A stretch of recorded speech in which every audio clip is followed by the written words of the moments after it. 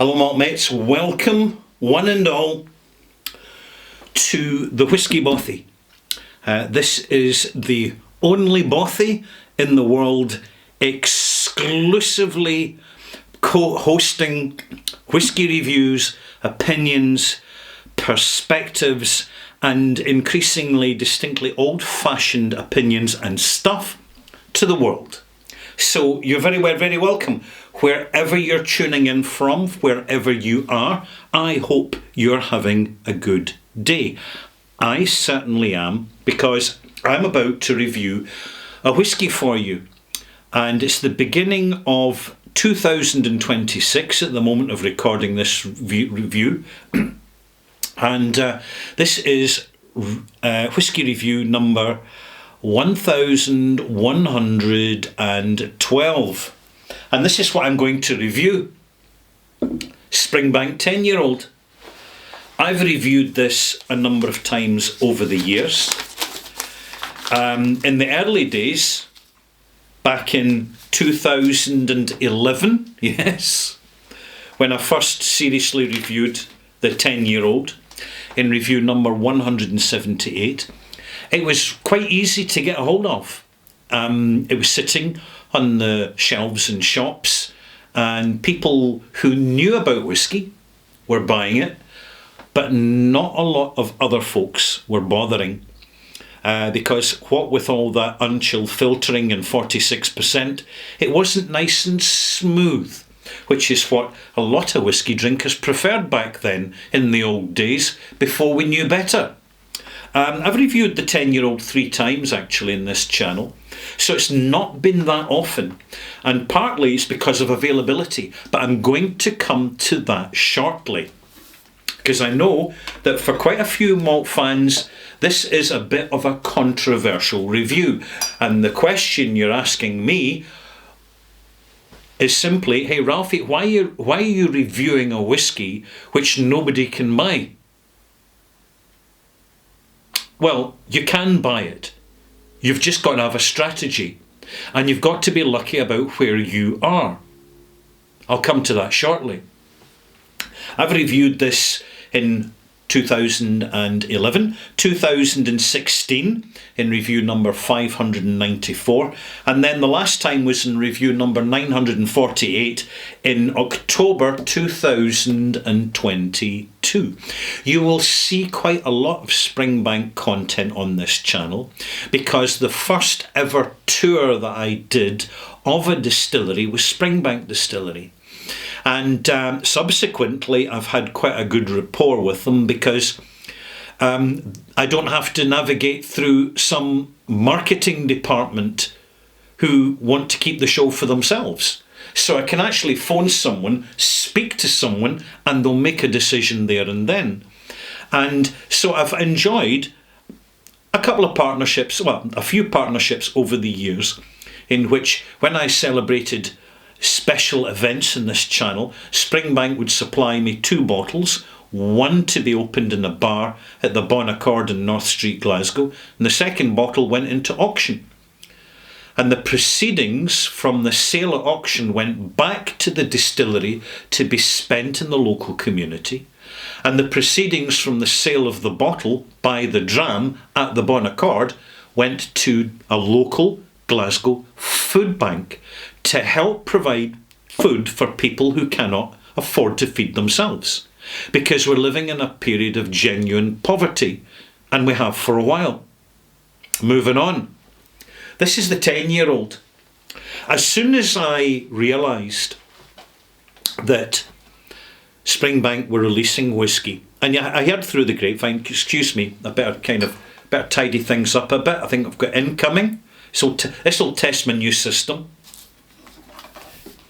Hello, Fluffy. Oh, how you doing, sweetheart? Are you going to be a good cat and go away if Daddy gives you treats? Do not nudge it. Do not push it.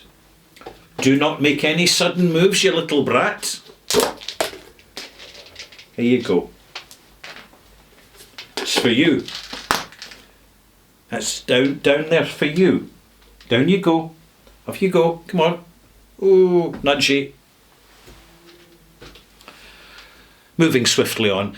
I'm glad that happened, actually, because the cats are actually quite gentle with the bottles when they jump up. It's not as if it's a dog, right, which would be different and dangerous. But anyway, moving on with this review, let's pour a glass. So, as soon as I was aware Springbank were having a release of bottles, I just waited to the day of the release and then I phoned up a shop.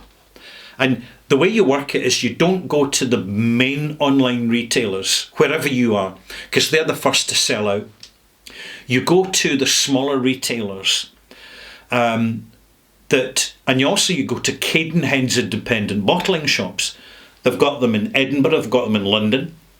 And, Cadenhead's will be stocking official bottles of Springbank after they've disappeared everywhere else. But, why do they sell out so fast? Why is Springbank so popular?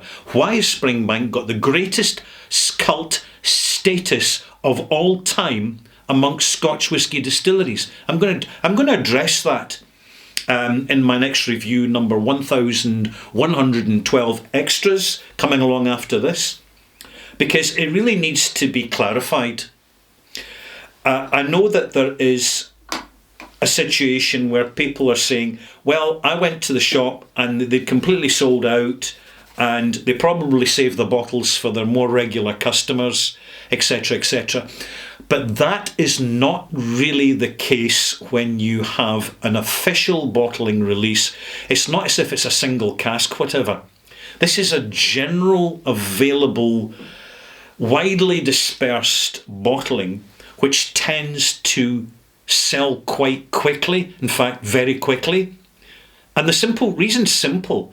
It's not the big marketing team. It's the cult status of the most honest, transparent distillery in the whole of Scotland that does everything 100% at the distillery. And we buy into this and we go chasing bottles like this because it makes a huge difference to the quality of our experience. And this is something I'm going to address in the extras shortly. Let's actually focus down now on this. I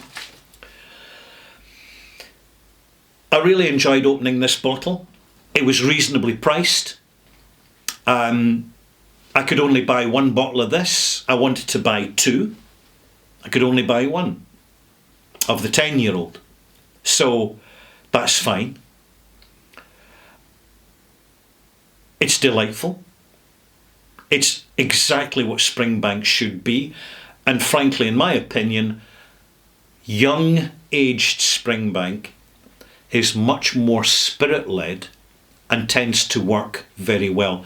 I can't speak for the recent release of the 5-year-old 100 proof. I'm in no rush to buy that, and I'm in no rush to review it. I'm wondering if it's getting too young and I haven't made my mind up. Leave it with me. On the nose. First word is rich. Rich. Syrupy. It's the second word. Full. Energetic. Natural. Real whiskey. It's not been chill filtered because chill filtration destroys the texture and diminishes the flavour of a whiskey. Anyone who tries arguing with that statement is very misleading.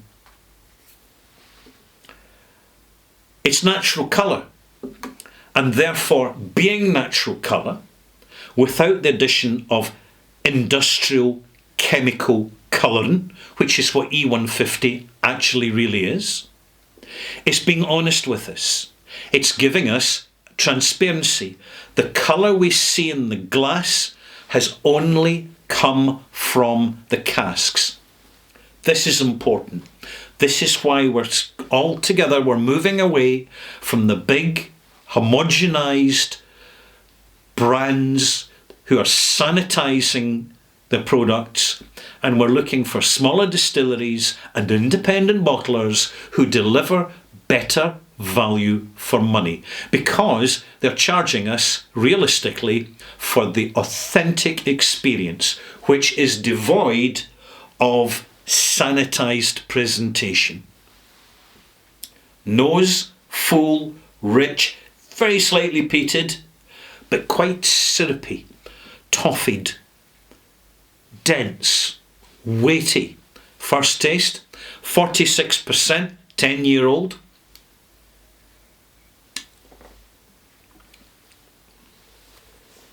Sweet, sour and savoury.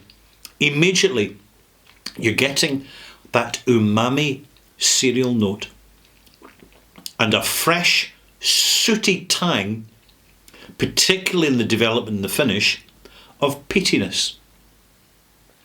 This spirit is 2 something times distilled. As part of the production process, they use worm tubs. They kiln their own barley to their own specific standard. They malt to their own barley. They store it, they rest it. They do the entire process from start to finish on site. And that includes the bottling. So when they reduce the strength of that whisky, they are using the distillery water supply. So what you have is the sum of many parts all adding up over the process to give as authentic and as natural an experience as you're ever going to get from single malt whisky. The only way you could better this is to do it yourself. But none of us have the experience for that, and very, very, very few of us have a license to do so. So it ain't going to happen. If you're looking for Springbank, I hope you're lucky. You'll need to move fast. You'll need to have a strategy. Go for the smaller shops in more obscure areas. And I'll tell you why. Because see, when Springbank put the consignments of whisky, it's what's called the allocations, out into the British Isles, they're very even-handed about it. They're fair. They give notice. The bottles are delivered. They sit very near the counter because they ain't going to be gathering dust in shelves. And furthermore, small businesses and small whisky bars who do not inflate their prices, who do not pump the product for financial gain. When they play fair, Springbank keeps the faith with them. And I really respect that. It's important. Particularly when Springbank's mystery shopper was out and about going around Scotland a number of years ago, and they discovered the pubs that were overcharging for their whisky, and they stopped supplying them bottles, which meant more bottles for the pubs that were charging fair and square for the whisky. This you can buy for £50 a bottle. That is very, very good value. Another smell, another taste. The nose is growing, vanilla notes coming through, rich barley, sweet and savoury biscuits, sour grain, rich,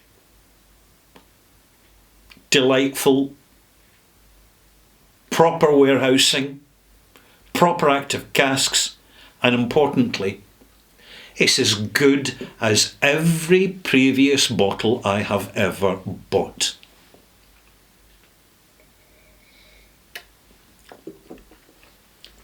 I'm going to add some water to this, but I'm going to add slightly less than I normally do. I've lost a few drops there. So I've added 3 millilitres of water. Why have I done this? Simply to share it with you a little bit stronger, a little bit less dilute than I usually do. So let's see how we get on now. A word of caution. I was at a whisky tasting in Glasgow last year, and they had 30-year-old Springbank on the table. And it was competent and it was decent, but it wasn't the best whisky on the table that night. That belonged to a Thompson Brothers bottling, something 28-year-old Glendullan or something like that, which was far more expressive. But the thing is, amongst whisky fans, Springbank has an irrational cult status now. And this is something, it really surprises me that other distilleries are not picking up on this and becoming more proactive in how they make their whisky. In fact, I find it quite shocking. But we see this at the Online Scotch Whisky Awards as well, which is the only authentic, complete, open to public democratic vote system whisky awards, where year after year after year, except for a trifecta year, Springbank has always won Best Distillery. Always. Now, you'd think the novelty would wear off a little bit, wouldn't you? You'd think there'd be some other distillery would come along and do Springbank better than Springbank. It's not happened. I'll talk about that again in my extras. I've given this a few minutes. How's the nose? Fresh, syrupy, slightly pineapple, soft ginger, a little bit of gentle cider notes, apple cider notes.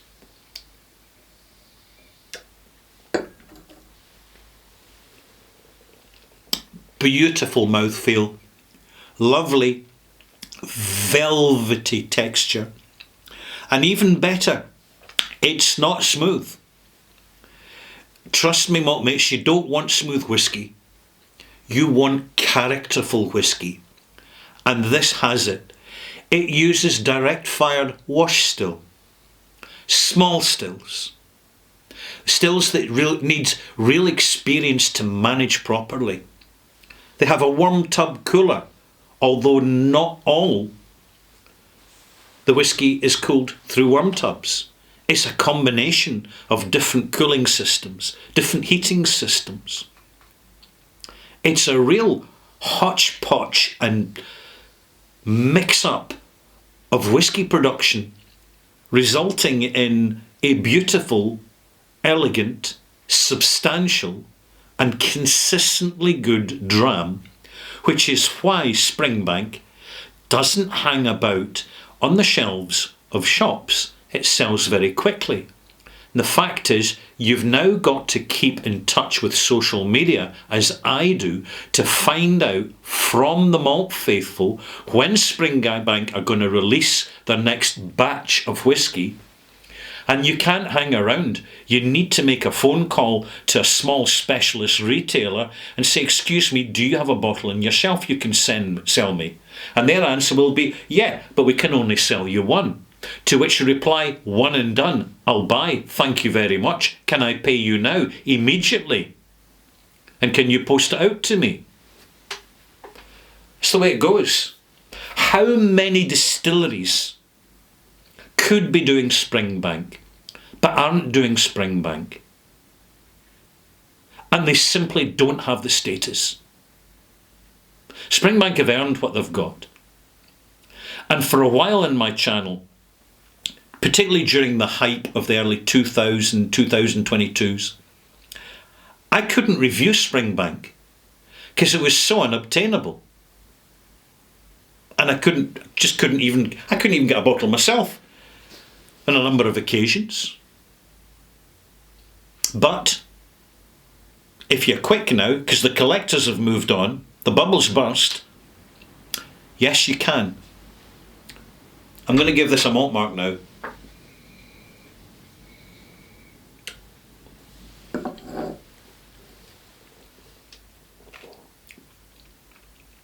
It's so substantial, oily, resinous, industrial.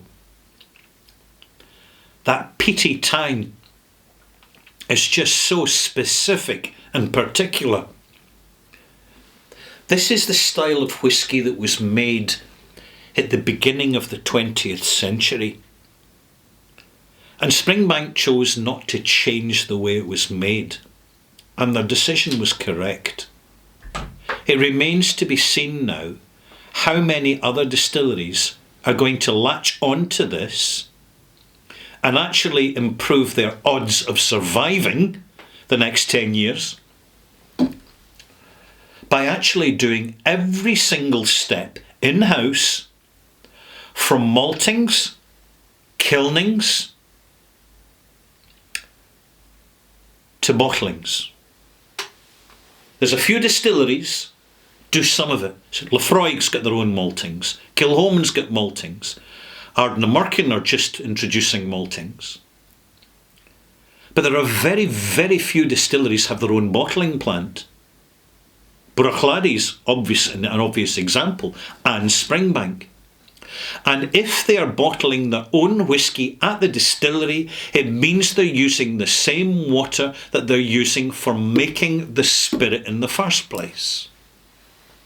It also means that their bottles have higher status and will sell faster. Because one of the worst decisions any distillery can make is to produce something that sits on the shelves in shops all around the world and nobody wants to buy it because it's nothing particularly special. And while it sits there, the money's not going back into the distillery to help them make more whisky. It's the way it goes. Let's give this a malt mark. Malty mark.